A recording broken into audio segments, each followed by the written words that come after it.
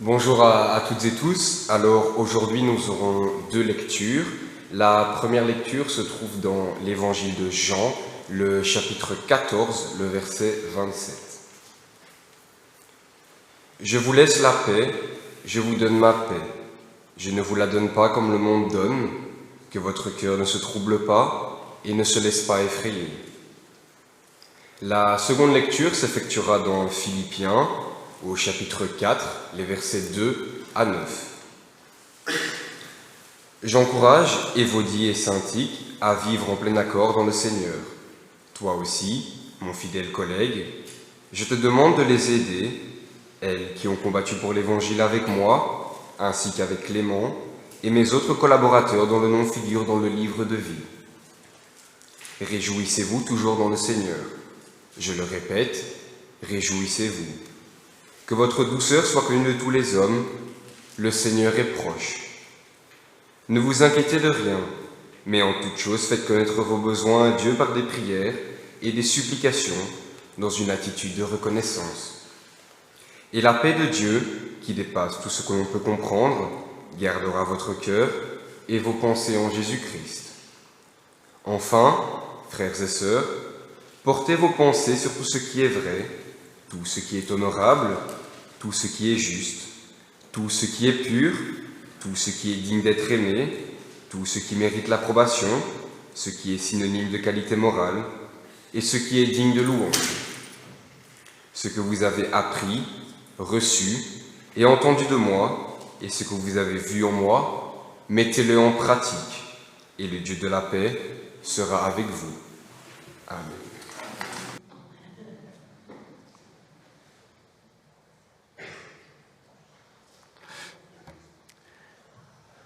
Il y a quelque temps, j'avais cité une citation d'un théologien, citation qui, à ma grande surprise, a marqué l'esprit de beaucoup parce que vous avez été plusieurs à revenir pour en parler ou la mentionner. J'avais attribué cette citation à Charles Spurgeon, mais après vérification, il semble que je me sois trompé. Donc je dois faire mon mea culpa. Il s'agissait en réalité du théologien suisse Karl Barth, et qui disait, je rappelle quand même la citation, « Ayez la Bible dans une main, le journal dans l'autre ». Vous vous souvenez. C'était sa manière d'encourager le chrétien à rester attentif à la révélation divine dans les Écritures et aux réalités du monde, pour éviter d'être trop déconnecté du contexte dans lequel nous vivons. Et Barth avait tout à fait raison de nous encourager à cet équilibre. Néanmoins, depuis la mort de Karl Barth en 1968, le monde de la communication a bien évolué. Le journal papier, qu'on pouvait tenir dans sa main, a laissé la place aux journaux télévisés, à la presse numérique sur nos ordinateurs, aux réseaux sociaux sur nos tablettes et téléphones, etc., etc., etc. L'abondance du flux d'informations, de moins en moins vérifiées d'ailleurs, provoque une surexposition médiatique qui a deux effets. D'une part, créer un climat de plus en plus anxiogène avec des effets observables sur la santé des gens. Et d'autre part, ce qui est pire encore, une saturation du cerveau au point que avec la fatigue mentale, mais nous en arrivons à délaisser nos Bibles. Aujourd'hui, trop de chrétiens commencent leur journée sans prendre un petit temps d'écoute de la parole de Dieu. Ils entrent donc directement dans le rush d'une journée difficile, sans les ressources spirituelles nécessaires. Et quand arrive le soir, le flux d'informations aura été tel que le cerveau n'est plus dans les mêmes dispositions pour écouter par-dessus tout cette parole de Dieu. Au mieux, on la survole avec une lecture distraite et sans profondeur, au point qu'elle ne nous apporte plus rien. Il existe deux grandes façons de priver les gens du bienfait de la Bible. Soit l'interdire, ce que beaucoup de pays essayent, soit noyer la Bible dans un flot incessant d'informations de toutes sortes, vraies ou fausses, cela n'importe plus. Un flot souvent assez anxiogène, ce qui est redoutablement efficace pour paralyser nos pensées. Dans notre contexte occidental, nous sommes confrontés aujourd'hui à cette deuxième situation. Sans y prendre garde, non seulement nous perdons du lien à la vérité, qu'elle vienne des Écritures ou des réalités objectives du monde, mais pire encore, nous recevons à la place un flux d'informations douteuses qui contrôle nos pensées et donc nos vies. Vous voulez un exemple ? Quand on vous annonce qu'il va y avoir des bombardements ou quoi, qu'est-ce que vous faites ? Vous prenez votre voiture, vous allez faire votre plein. Il y a une inquiétude. C'est un exemple, tout très simple, très banal. Alors, ce n'est évidemment pas une fatalité. Toutefois, les chrétiens que nous sommes doivent rester vigilants dans cette situation. Cet appel, le prophète Ésaïe l'a déjà lancé dans une époque aussi qui était très trouble. De fait, il a écrit à celui qui est ferme dans ses intentions, dans ce qu'il veut pour sa tête. « Tu assures une paix profonde parce qu'il se confie en toi. Placez votre confiance en l'Éternel pour toujours, car l'Éternel, oui, l'Éternel est le rocher perpétuel. » C'est une autre façon de nous dire en quoi vous mettez votre confiance, avec quoi vous remplissez votre tête pour diriger votre vie. Et Jésus lui-même, alors que ses disciples allaient connaître une période vraiment compliquée, il leur a dit « Je vous laisse la paix, je vous donne ma paix. Je ne vous la donne pas comme le monde donne, que votre cœur ne se trouble pas et ne se laisse pas effrayer. » C'est donc de cette paix, cette shalom donnée par Christ que je souhaite parler ce matin, afin de ne plus être troublé ou effrayé, de sorte à retrouver un esprit serein et des pensées réjouissantes. Ça nous manque un petit peu en ce moment, non ? Avec tout ce qu'on reçoit comme flux d'informations qui ne sont pas tristes, le cœur n'est peut-être pas si joyeux que ça. Or, la Bible ne nous appelle-t-elle pas à être « soyez toujours joyeux » ? C'est ce que l'on va essayer de faire aujourd'hui. Alors, la paix n'est évidemment pas une exclusivité chrétienne ou même religieuse. En son nom, on mobilise des foules. Certains vont jusqu'à sacrifier leur vie en son nom. Nous connaissons par exemple l'expression assez étrange, je dois le reconnaître, « soldat de la paix », donnée à ces militaires déployés dans des zones de conflit pour maintenir le calme militaire. Généralement, dans notre monde, la paix est comprise comme l'absence de conflit. C'est un peu la définition générale. Le dictionnaire de la langue française ajoute une deuxième définition qui se justifie par exemple dans l'expression « avoir le cœur en paix ». Dans ce cas, il est plutôt question d'un état de tranquillité, d'harmonie, de sérénité intérieure. On peut évidemment élargir cela à nos relations sociales externes, être en paix avec quelqu'un, avoir des relations harmonieuses avec quelqu'un. Mais au-delà de cette compréhension très générale de la paix, je m'intéresse ce matin à la paix shalom, c'est-à-dire la paix dans le sens biblique du terme. Alors commençons par ce qu'elle n'est pas. La paix que l'on souhaite quand on se dit shalom, ou quand Jésus dit que la paix soit avec toi, est en réalité tout le contraire de ce que produit le péché. Paix et péché ne peuvent véritablement pas fonctionner ensemble. Tout à l'heure, nous avons écouté le psaume 85 qui associe la paix à la droiture et la vérité. La paix est donc le contraire de tout mal et de tout chaos qui en découle. Ainsi donc, la paix shalom, au sens biblique du terme, est une réalité a priori inaccessible aux pécheurs que nous sommes. La paix shalom ne peut venir que de Dieu. Quand on salue une personne en disant « shalom », on en appelle donc à Dieu de qui vient la paix shalom. C'est une forme de bénédiction au nom de Dieu. Elle est donc d'autant plus belle quand Jésus-Christ, Fils de Dieu en personne, dit que la paix shalom soit avec vous. Il est en effet le prince de paix, comme l'avait écrit le prophète Ésaïe. Jésus nous offre, en fait, dans cette salutation, dans cette bénédiction, Jésus nous offre le contraire du mal, c'est-à-dire l'amour, la justice et la vérité. En laissant à Christ la place qui lui revient dans notre cœur, en prenant également du temps dans les Écritures qui nous enseignent ces éléments essentiels, Dieu remplit notre cœur de cette paix shalom, une paix pleine d'amour, de justice et de vérité.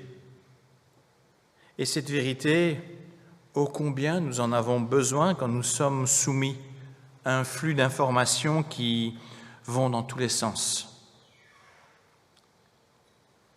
Les Écritures agissent comme une ancre qui nous protège des dangers de la tempête. Les bateaux, ils jettent l'ancre. Pourquoi ? Pour éviter d'aller se fracasser sur les récifs. Eh bien, l'Écriture fait la même chose. Elle est comme une ancre pour éviter que nous allions nous fracasser sur les dangers. Les Écritures nous révèlent la paix venant de Dieu et nous enseignent à garder nos distances par rapport à tout ce qui peut troubler à nouveau notre paix. En hébreu, le mot shalom vient de la racine shalem, qui signifie complet, entier. La paix shalom que Dieu nous propose est la paix qui apporte la plénitude.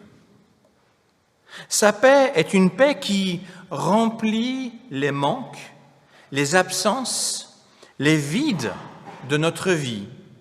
Cette paix répond donc à nos besoins fondamentaux, pas les besoins que nous nous sommes créés par convoitise et qui rendent notre monde si fébrile en ce moment, mais nos besoins les plus essentiels. C'est à ça que répond la paix shalom de Dieu. Une bonne part de nos inquiétudes est générée par la peur de perdre ce qui n'est pas forcément nécessaire. Nos privilèges, notre confort démesuré, nos richesses.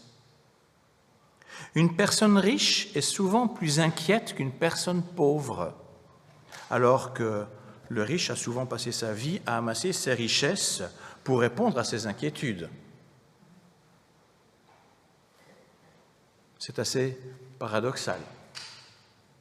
Chercher dans ce monde des moyens de trouver la paix a pour effet d'augmenter nos craintes et nos angoisses. La seule paix qui apaise est la paix plénitude qui se trouve en Dieu. Quand Paul écrit sa lettre aux Philippiens, il était en prison.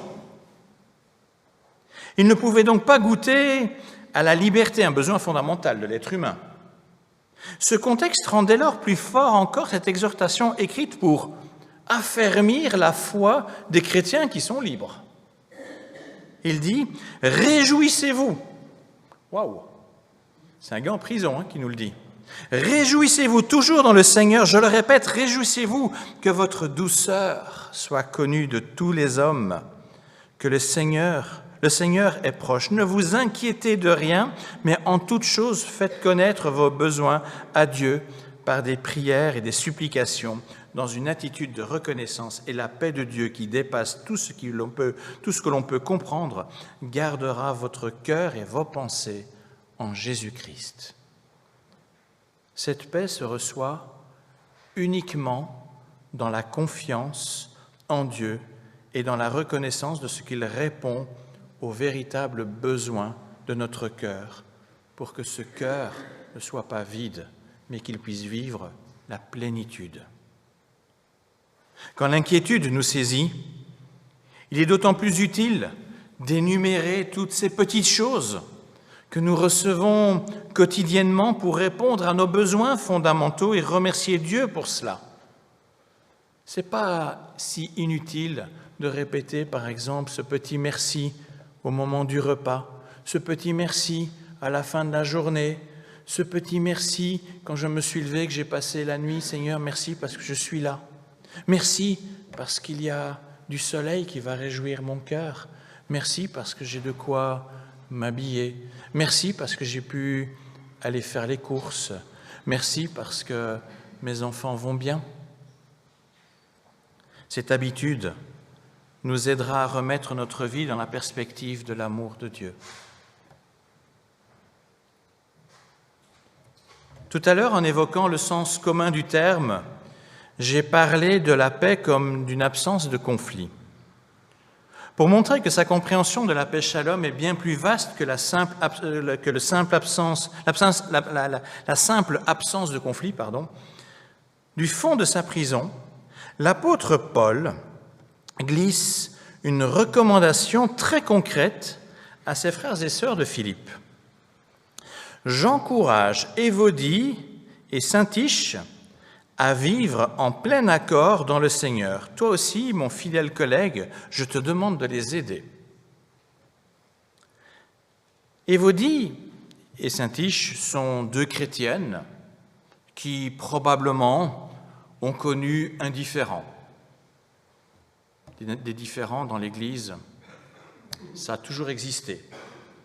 Il y a parfois des petites tensions. C'est pas parce qu'on n'est pas chrétien, c'est pas parce qu'on n'a pas le cœur, mais voilà, on est ce qu'on est avec nos imperfections et de temps en temps on s'accroche. C'est pas joyeux, mais ça arrive. Visiblement, c'est ce qui est arrivé ici.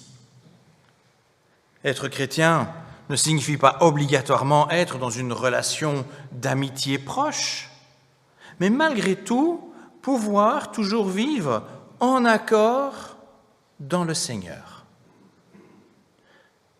Mais que veut dire en accord avec le Seigneur? Faut-il être en accord avec tous les points doctrinaux? Ça va être compliqué. Je suis plutôt enclin à y voir une référence à la mission première du Christ. Il est venu pour offrir la paix entre les humains et Dieu. Autrement dit, il est venu pour rendre possible la réconciliation là où demeurait l'offense. Le problème est le péché des êtres humains contre Dieu.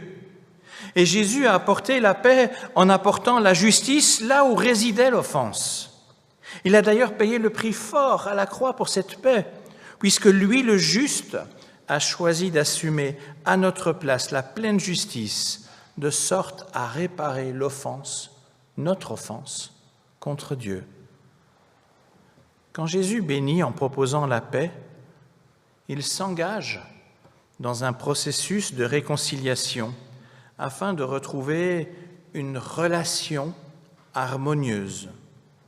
La paix devient remplissage d'absence de communion et renouvellement du dialogue. La paix offerte par Christ est l'assurance gracieuse que Dieu ne regarde plus à notre péché, mais qu'il est tout disposé à nous accueillir dans sa présence et dans son amour. Ainsi donc, pour revenir à l'exhortation de Paul, être en accord avec le Seigneur, c'est recevoir le pardon et la réconciliation pour nous-mêmes, et ensuite chercher cette même paix dans nos relations mutuelles. Et dans la mesure de nos possibilités, nous sommes même appelés à favoriser chez d'autres les réconciliations les uns avec les autres. Cela commence bien entendu en évitant des partis pris ou en mettant de l'huile sur le feu. Si on est appelé à parler de la réconciliation, si vous mettez de l'huile sur le feu, vous faites tout l'inverse. L'idée est d'apaiser et non d'attiser le mal.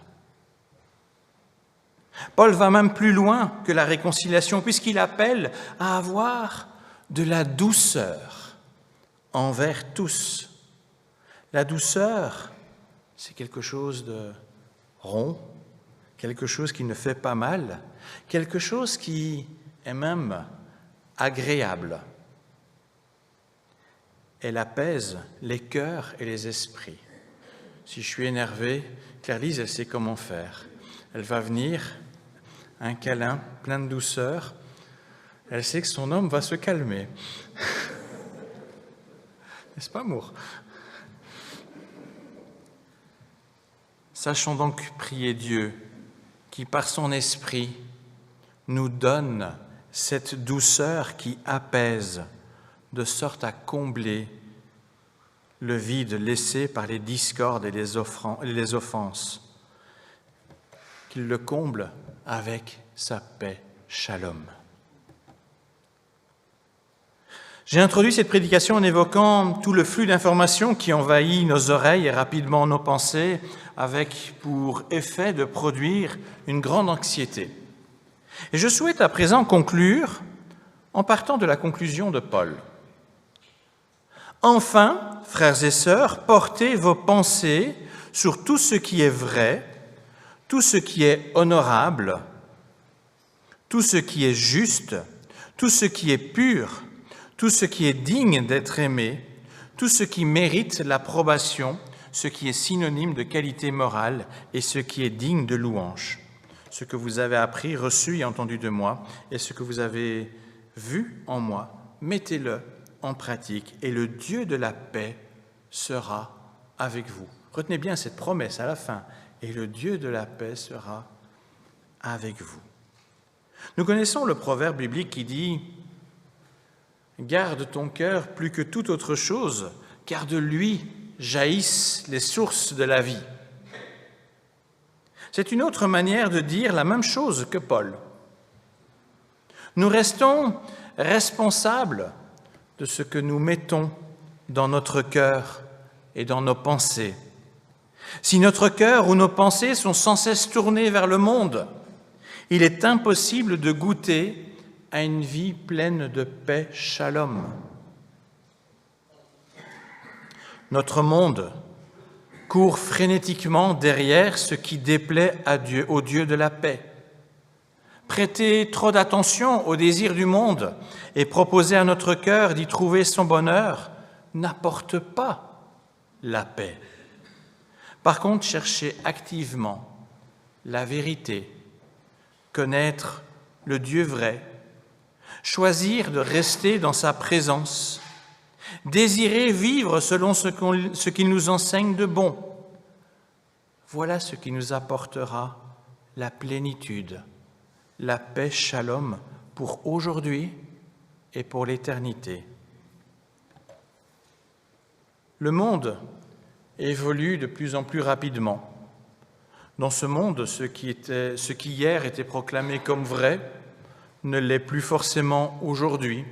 Il y a tout qui change, même dans les repères moraux. Notre contexte de vie change. Les situations politiques, socio-économiques sont constamment bouleversées. Par contre, le Dieu de paix est éternel. Ce qu'il a accompli en Christ, Seigneur vivant, reste valable jusqu'à la fin du monde. Ses promesses sont vraies. C'est pourquoi rendons-lui la place qu'il mérite dans notre cœur et nos pensées pour retrouver un appui solide et durable. Il nous donnera alors en abondance sa paix shalom qui nous remplira de sa joie. À Dieu soit toute la gloire.